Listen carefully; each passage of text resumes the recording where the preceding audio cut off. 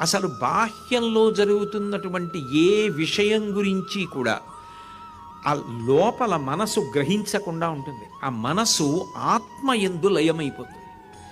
ఆత్మ యొక్క కాంతి చేత మనసు పనిచేస్తూ ఉంటుంది. దక్షిణామూర్తి స్తోత్రంలో శంకర భగవత్పాదులు చెప్పినట్టు దేహం ప్రాణమిపి ఇంద్రియాణ్యపి చలాం బుద్ధించ శూన్యం విదు స్త్రీబాలాంధజడోపమాస్వహమితి భ్రాంత భృశం వాదిన మాయాశక్తి విలాసకల్పిత మహావ్యామోహ సంహారిణే తస్మై శ్రీగురుమూర్తయే నమ ఇదం శ్రీదక్షిణామూర్తయే నానాఛిద్రఘటోదరస్థిత మహాదీప ప్రభాభాస్వరం జ్ఞానం యస్యతు చక్షురాదికరణద్వారా బహిస్పందతే జానామీతి తమేవ భాంతమనుభాత్యేతత్సమస్తం జగత్ తస్మై శ్రీగురుమూర్తయే నమ ఇదం శ్రీదక్షిణామూర్తయే అంటారు.